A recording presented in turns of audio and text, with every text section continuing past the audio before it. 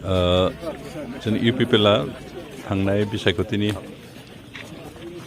समावनो रायजो राजाफोरनि सायाव बुंदोंमोन जे जों मोनसे सोलायनाय लाबोगोन बिटिआर सरकार जुदि रायजो राजाफ्रा जोंखौ अनो आरो जोंनि खावलायनाय मथे रायजोफ्रा जोंखौ अनबाय आरो बिटिआर ओनसोलनि जौगानाय थाखाय खामानि मावनो दायित्व होबाय आरो बे दायित्वखौ जों थिमथे पालन खालामनानै दुलाराय बिटिआर ओनसोलावनो जौगानाय हाबाफारिखौ जों इतिमধ্যে जेसेबां हाइ स्पिडआव मावदों जा जों लामा सामा बानायदों दै लोंनायनि बेबस्थाखिनिखौ होदों सोलोंथाइनि बेलायाव जों मोनसे सोलायनाय लाबोदों परिबर्तन लाबोदों आरो बिनि अनगायैबो जों दुलाराय ओनसोलाव मोनसे गोजोन थासारि लाबोदों आरो दिनै बे गोजोन थासारि सफैनायखायनो अन्तत जोंनि ओनसोलाव जों जौगाथायनि खामानिखौ जेबो हेंथा मोनासे खामानि मावनो हानाय जादों दिनै गोजोननाय मोनदों जे उदालगुरि जिल्लानि भेरगाव बे गामियावहाय जोंहा फार्स्ट सरकार दाखांनायनि उनावनो माबानिफ्राय उदालगुरि तामुलपुर रडनिफ्राय गामि गेजेराव हाबनाय लामाखौ गुडविल मिसननि गेजेरजों जा मानगोनां एमसिएलए बिथाङा बानायखांबाय आरो बिनि मास मोनथामसोनि उनावनो आरो बे गामि गेजेरावनो गामि गेजेरनिफ्राय सोनाबहा बे खुलसि दैसाहालागै बिथांमोना जिखिनि रंगमञ्च बानायनो दोनदों बिबाह भवन बानायनो दोनदों बेहालागै हान्था मेलानि सुबिदानि थाखाय प्राय 1 किल'मिटारसो लामा जों सिसि ब्लक हिसाबै होबाय 15 फाइनान्सनि आन्दाराव बेखिनि दिनै कमप्लिट जानायखाय बेखेवबाय बे गामियाव आरो मोननैसो मेजर प्रब्लेम दंबावो मोनसेया जाबाय कुलसि दैनि जिथु खुरखानाय बेखौ होबथानाय बे प्राय आधा किल'मिटारसो गोजान गामिनि फिल्ड आरो रंगमञ्चखौ खुरखानायनि मोनसे गिथावना जाथाय जागासिनो बेखौ जों होबथानो थाखाय मारैहाय जों हाबाफारि लानो मावगोन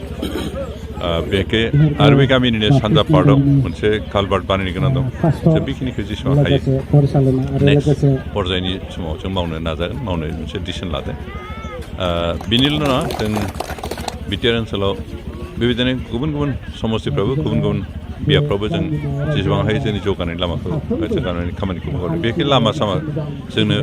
मेजर नांगौ हिसाबै लामा आरो दै लोंनाय बेबस्था बे मोननै खामानिखौ जों गुरुत्त होनाय खामानि मावगासिनो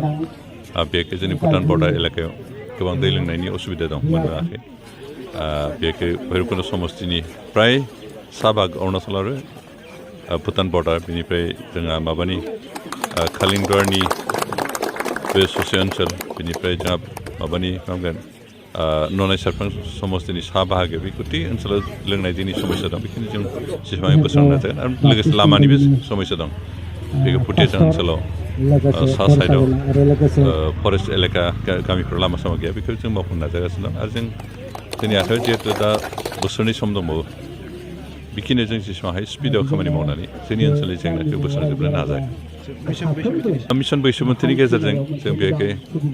जोंनि बिटिआर ओनसोलाव थानाय साफ्रोमबो मा बुंगोन लेजिटिमेट इन्डियान नागरिकफोरनो आरो जायफ्रा जोंनि बिटिआर ओनसोलाव हा मोननायनि मोन्थाय दं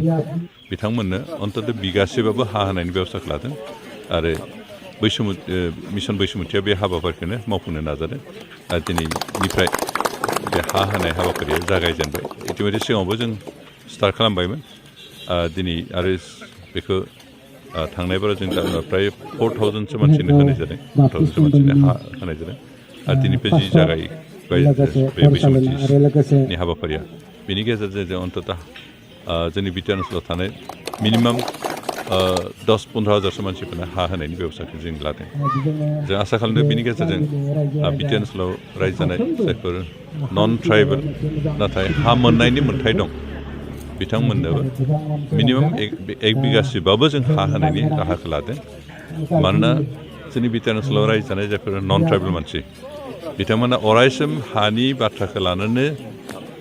टेनसनाव थाबाय थायो हा मोनगोन ना मोना हा मोनगोन ना मोना हा गारना जोंनि न' बां बारि बिथा ग्रोम ग्रोम जानायफोरखौ गारना खारनांगोन ना बेबायदि मोनसे गिनाय दं आरो बेनिखायनो जों बे मिशन बैसुमुथिनि गेजेरजों बिथांमोनखौ एसुरेन्स होनो नागिरदों नोंथांमोना जिहेतु बिटिआरनि लेजिटिमेट नागरिक बेनिखायनो नोंथांमोना गिनांगौ गैया नोंथांमोना हा होनाय जागोन आरो इतिमধ্যে बेखौ जों स्टार्ट खालामबाय आरो फैगौ समफ्राव जों साफ्रोमबो नन ट्राइबेल मानसिफोरनो जायफ्रा लिगेलि बिटिआर ओनसोलाव हा मोननायनि मोन्थाय दं बिथांमोननो जों हा होगोन